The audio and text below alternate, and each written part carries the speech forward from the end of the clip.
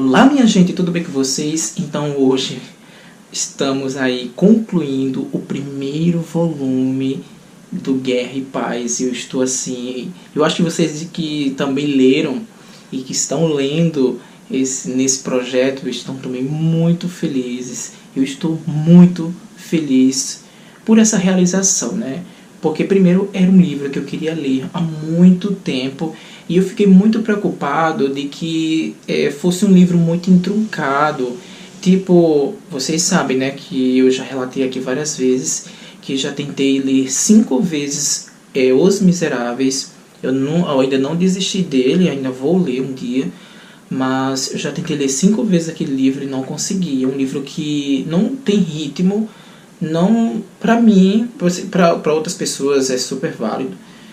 Conseguiram ler bem de rápido assim mesmo, uma coisa bem rápida. Mas eu não consegui, foi algo muito estranho, enfim. Literatura é isso, né? Algo muito plural, podemos dizer. E então, algo muito democrático. Como também muita gente não conseguiu ainda ler o Guerra e Paz porque acha muito trocado.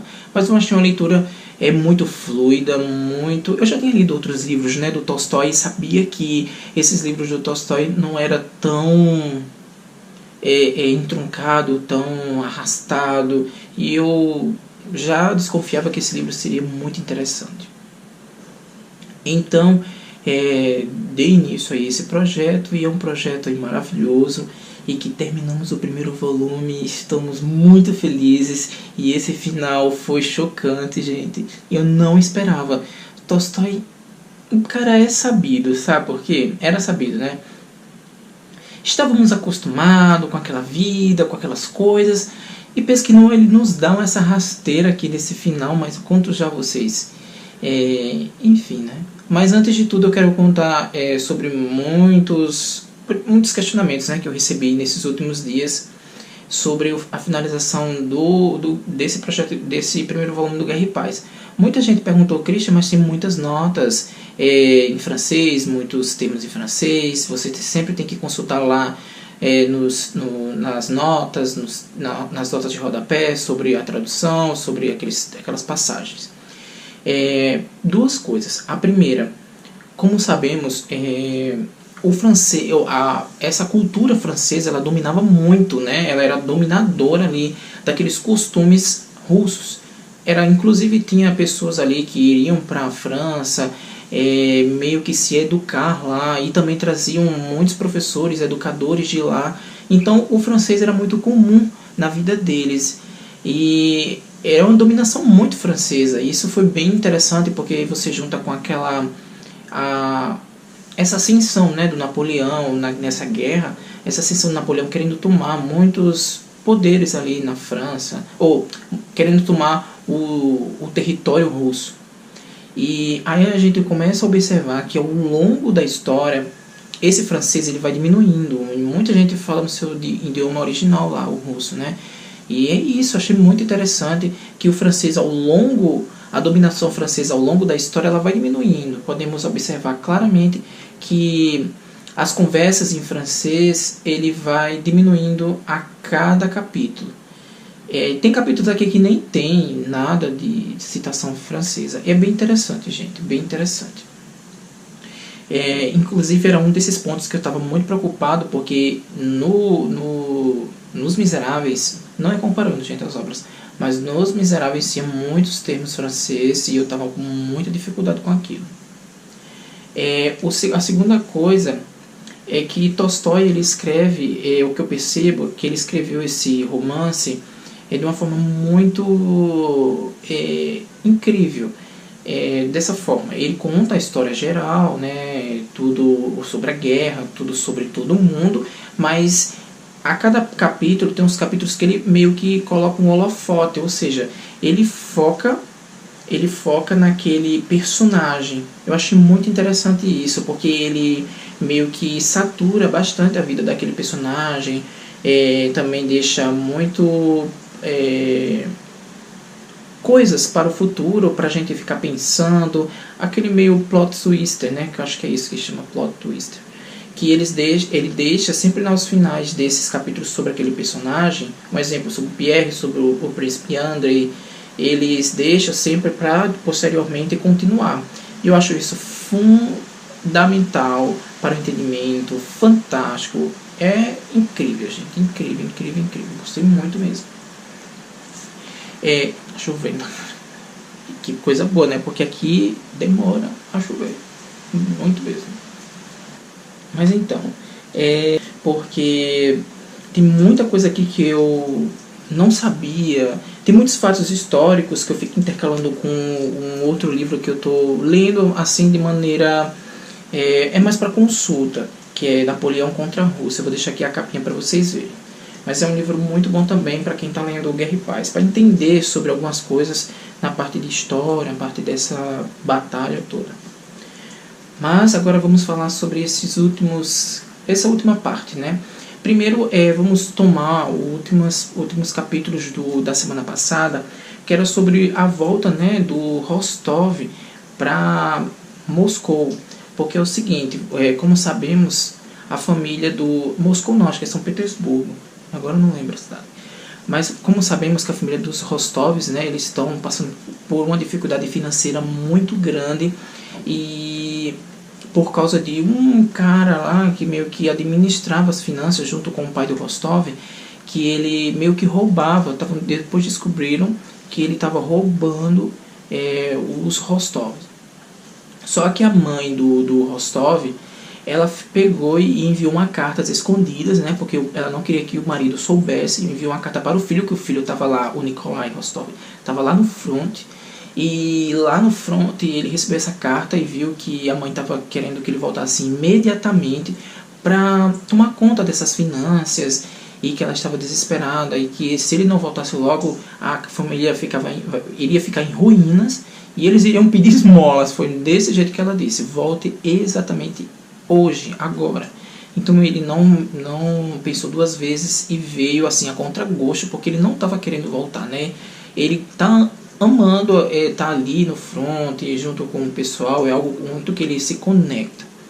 Só que essa volta dele a Sônia, né, que é apaixonada por ele, ela também está com muita saudade dele, porque já fazia um tempo, eu acho que já fazia, não sei se fazia quase um ano que ele não voltava, era 2 anos, enfim, não sei exatamente, não lembro exatamente o tempo, mas fazia bastante tempo que ele não retornava para casa.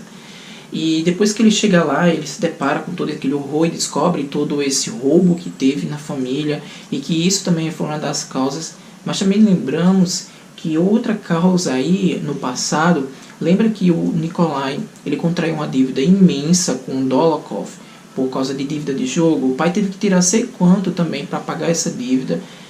Sei que foi bem conturbado, e isso vai deteriorando, né, toda a saúde financeira da família.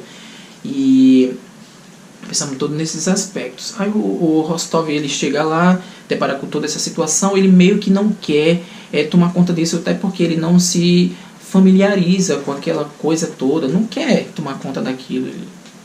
Mas enfim, ele acaba tendo que tomar conta. Ele chega lá e depara com todo aquele horror, as meninas já estão totalmente diferentes, ele se surpreende sobretudo com Natasha, que está linda, maravilhosa, grande, já cresceram, elas já estão acho que 20 anos, né? As meninas já estão bem grandes, já adultas, mas também ainda com aquele rostinho inocente, com aquele sentimento inocente. Outra coisa bem interessante nesse contexto é que o Nikolai, ele meio que sempre tem aqueles negócios de jogos envolvidos, negócio de costumes, e ele entra agora numa questão de caçada. Gente, essa caçada agora é caçada tá no inverno lá, e aparecendo uns coelhos, e ele existe uma cultura lá também, na Europa era bem comum antigamente, caçar coelhos com cachorros, cavalos. Então ele começa com isso e fica meio viciado, e fica fissurado, e enfim, tem inúmeros capítulos sobre essa caçada que eu achei muito arrastado. Foi pra mim, de tudo acho que nos inúmeros capítulos, não, poucos capítulos de todo o Guerra e Paz, a parte mais chata foi essa. De tudo é maravilhoso, mil maravilhas, mas tem coisas que compensam depois. Depois disso tudo, ele meio que entra em conflito com a mãe, porque a mãe dele, ele quer que uma das coisas ali decisivas para salvar a família é que o Nikolai Rostov case com a Julia. A Julia, ela é uma herdeira e riquíssima. Vocês lembram da Julia, que ela trocava cartas com a Princesa Maria, lá, a irmã do Andrei? Pronto, ela mesma. Os irmãos dela parece que morrem, um irmão dela morre, e deixou a fortuna todinha para ela. Ela ficou milionária e tem todos os homens ali ao redor dela, querendo ela, enfim. E uma das propostas lá da mãe do Nikolai é que ele corteje a menina, que tente casar com ela, que case com ela, porque ela é um bom partido, né? E então aí o Nikolai começa a questionar a mãe, que ela tá colocando os sentimentos dele em jogo, e é isso que ele não quer. E ele vai e diz para a mãe dele que ama a Sônia, e começa aquela perseguição terrível, né, para Sônia, dizer que a Sônia, a mãe começa porque Sônia é a sobrinha, né, a sobrinha dela. E depois que a mãe começa, sabe de todo esse amor, né, dos dois, a mãe começa a simplesmente atacar a Sônia, assim, de forma muito agressiva, dizendo que ela estava iludindo o filho, bullying mesmo, gente. Eu achei muito terrível isso. E o Nikolai disse que não vai casar com a Julia, recusou inclusive uns jantares, e não vai casar com a Julia, e vai se casar com a Sônia. Só que a Sônia, ela é sobrinha deles, não tem dinheiro nenhum, né? Não tem dotes, enfim, ela é pobre e não é um bom partido, e que, enfim, N coisas lá. Só que ele faz, sim, raiva e vai embora para o front e deixa tudo lá. E, enfim, ficou um negócio meio esquisito, né? Mas lá a mãe continuou lá importunando a Sônia, e não sabemos o que vai acontecer. Vamos ver o que vai acontecer nos próximos capítulos. Mas sobre essa questão do bullying mesmo, de toda essa repreensão, acontece também com a Princesa Maria. O pai da Princesa Maria, ele é um cara muito rude, como já sabemos, e ele simplesmente começa a infernizar a vida da Maria, porque por causa de coisas bestas, assim, não tem lógica nenhuma. Ele está infernizando a vida dela, porque o príncipe, porque ele tá botando simplesmente a culpa todinha nas costas dela, né? Porque o príncipe Andrei resolveu se casar com Natasha, e eles meio que não gostam da família Rostov, e a Natasha é da família Rostov, e bota toda a culpa nela. A Princesa Maria também ajuda a educar o menino, né? O sobrinho dela, que é o filho do Andrei, e ele bota a culpa também, dizendo que ela tá ensinando coisas rudes pro menino, enfim. Aí, o que ele faz? Tem a Bourienne, que vocês sabem que é uma francesinha que meio que amiga da família que vive lá com eles, né? E o príncipe, esse príncipe velho, que é o príncipe o pai do Andrei, diz que vai casar também com a Bourienne, porque se o Andrei vai casar com uma mulher mais jovem, ele também vai casar com a mulher, e fica aquele negócio, né? Mas no decorrer da história a gente começa a perceber que o pai do Andrei, ele tá com alguns problemas psiquiátricos, um pouco meio com depressão, meio como alguns surtos psicóticos lá, depois começa a gritar, não sei o que e tal, né? Só que nesse meio ele fica o quê? Fica maltratando a Maria. Eu tenho muita pena dela, porque Maria até agora também não se casou, e lá ela é uma mulher muito à frente do seu tempo. Eu sempre considero Maria desse jeito. Ela é uma mulher muito à frente do seu tempo. Não pensem exatamente em casar. Ela quer uma pessoa assim, diferente, né? E até agora ela não achou. E tem essa questão da religião, que ela é muito ligada à religião, e ele critica muito isso nela. E é algo que, assim, dói, sabe? Na hora que você está lendo essas partes, dói muito. É muito cruel. Mas não sei também o que vai acontecer com a Princesa Maria, e a gente só vai saber no segundo volume. Outra coisa bem interessante agora é sobre a Natasha, né? Chega a família, a mãe da Natasha, ela ficou muito abatida, que é do Rostov, né? Porque o Nikolai foi embora e deixou ela lá, porque ele não aceitou o casamento, enfim, está apaixonado por Sônia. E ele foi embora e ela ficou muito abatida com isso, ficou doente e não veio a Moscou. Ela ficou doente por quê? Porque ela está se sentindo culpada, porque está botando a vida do filho em jogo, por irresponsabilidade também do pai do Nikolai. Que o pai do Nikolai, ele meio que não soube administrar as finanças, né? Isso é fato. Então ela chega simplesmente e adoece mesmo. Então ela não vai a Moscou, porque o pai do Nikolai, ele vai a Moscou para vender algumas propriedades, e lá quando chega a Moscou, ele resolve levar, né, tanto a Sônia quanto a Natasha, leva as meninas lá e fica na casa de Maria Dmitrievna, acho que é esse o nome dela. E quando chega lá, a Maria Dmitrievna convida, né, eles ficam lá hospedados, enfim. Ele resolve levar a Natasha para conhecer a família do príncipe Andrei. Lá ele chega e não quer nem saber, o pai do príncipe Andrei se tranca e tal, né? Ele só deixa a Natasha lá e vai embora, porque também acho que ele tem medo lá do pai do príncipe Andrei. E a Natasha ficou algum tempo lá conversando com a princesa Maria, e ela não se sente bem porque a princesa Maria também não gosta da Natasha, e fica aquele conflito meio esquisito. E é muito engraçado uma parte que o pai do príncipe Andrei entra de roupão no quarto da princesa Maria, onde está a Natasha, meio que se dando de louco. Eu entrei sem querer. É muito engraçado. Eu entrei sem querer, não sei o que, só pra ver a figura da Natasha, que ele nunca tinha visto. É muito engraçado, gente. Depois vocês leiam essa parte, eu achei muito cômico. Aquele cara é uma figura, meio imbecil. Mas enfim, né?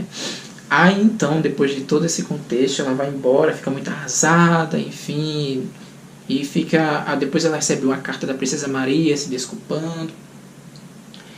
E então acontece uma coisa muito estranha, gente, isso já pro final, e foi uma das últimas páginas, 50 últimas páginas, e foi uma leitura avassaladora. Eu pensei que ia terminar depois, mas terminei tudo muito rápido. Simplesmente a princesa, a família Rostov, né, o pai do Nikolai e as meninas foram convidadas para uma espécie de baile lá, que é o baile da Helene, né, a mulher do Pierre, né, que vocês sabem que aquela mulher não presta, aquela mulher louca, que é simplesmente filha de quem? Do príncipe Vassili, aquele homem vacilão. Mas então, aí chega lá e o Anatoly, que é o irmão dela, né, se apaixona logo de cara com a Natasha. E a Natasha, ela tá o quê? Ela tá carente, porque um ano aí longe do pretendente dela, carente, já agoniada, porque o príncipe Andrei não chega, jovem. Por que jovem? Porque é jovem, né, e tá com aquele negócio aqui dizendo que tá perdendo muito tempo. Eu tô jovem, tô perdendo muito tempo, um ano é perder muito tempo. E aquela cabeça meio inocente, né, ela muito inocente, e deixando levar pelas emoções nesses bailes. E também antes do baile também foi para um teatro e viu, né, a Anatoly. E lá o Anatoly ficou lá cortejando ela ficou muito deslumbrada e aquela coisa toda.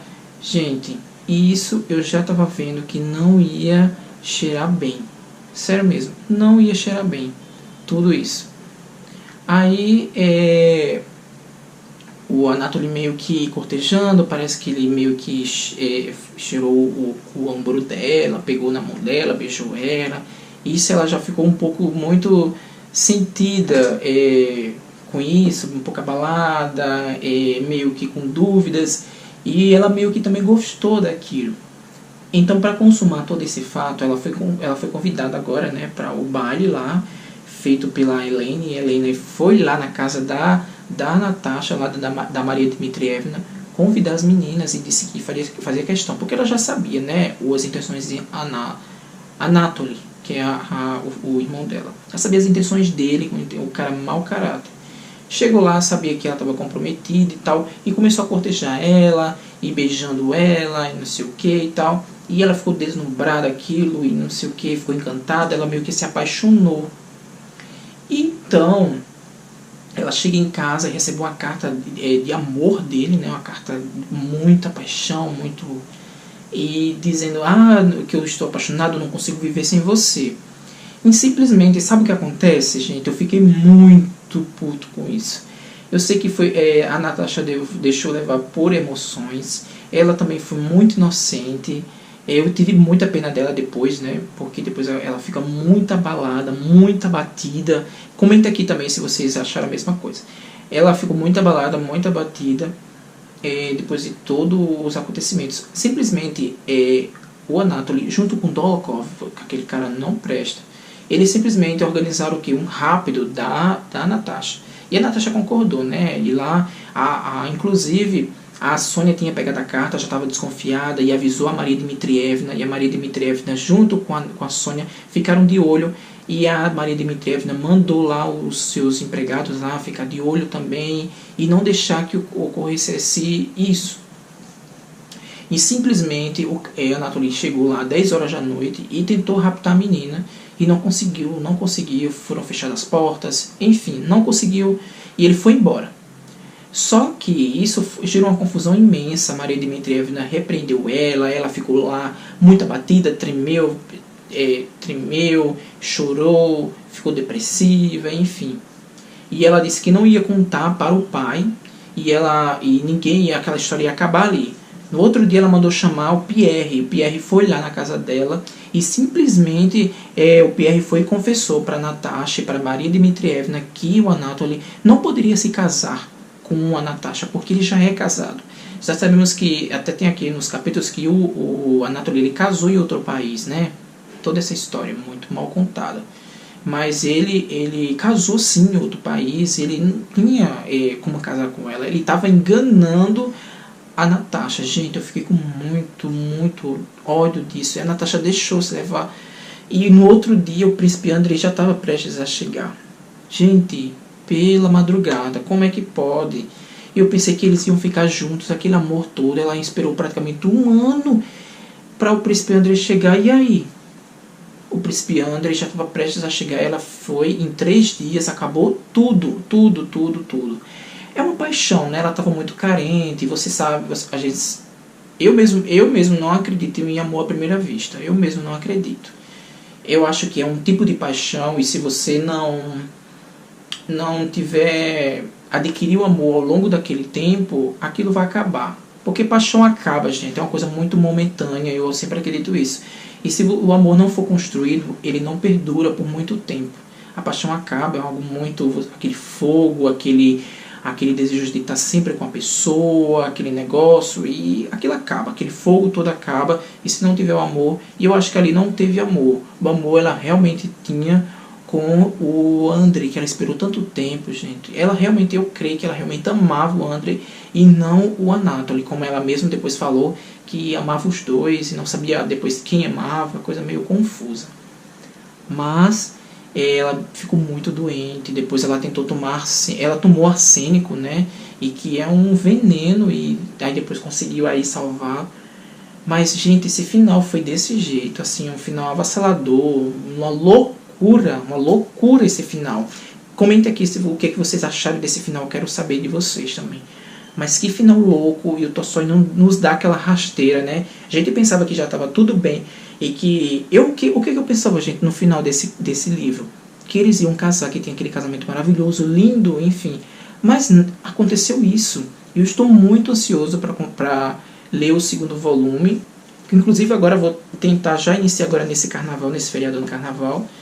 E já estou bem ansioso para começar esse volume, porque eu quero saber o que vai acontecer com Natasha, quero saber o que vai acontecer com Maria, e enfim, quero saber o que vai acontecer com todo mundo. Mas, gente, é um livrão. Eu não esperava, simplesmente não esperava isso que iria acontecer nesse livro. Sério mesmo, eu me surpreendi muito, fiquei chocado com esse final. Então, gente, é isso. Eu espero que vocês tenham gostado do vídeo. O vídeo ficou bem longo, mas enfim, comenta aqui embaixo, quero saber a opinião de vocês. Então, terminamos finalmente o 1º volume, estou muito feliz. E iremos iniciar o que? O 8º volume. Ele parece ser mais gordo, mas não é. O problema é que ele tem muitos textos de apoio aqui no final e que se torna bem grosso. E vamos para a 8ª semana, terminamos a 7ª semana. 8ª semana, que vai da página 738 a 835, que é o início do primeiro volume, né? E eu estou muito feliz com isso, muito feliz de iniciar esse segundo volume. Muita gente simplesmente me questionou: Cristian, como você leu rápido esse? Gente, eu não achei rápido. 7 semanas, mais de um mês, quase 2 meses lendo esse livro. Comecei dia 25 de dezembro, 24 de dezembro, tá aqui já. E eu espero que vocês tenham gostado. Se gostou, dá aquele like. E se não já é inscrito, se inscreva, tá bom? Eu espero vocês na próxima semana. E não deixe de usar a hashtag Lendo Guerra e Paz nas suas redes sociais. Aqui embaixo também tem um link do grupo, né? Do grupo que a gente comenta lá no Facebook. Se você não tá, entra lá. E também me acompanhe lá nas redes sociais, no Instagram. Sempre eu posto coisas lá. E é isso. Espero que vocês tenham gostado e até uma próxima. Tchau!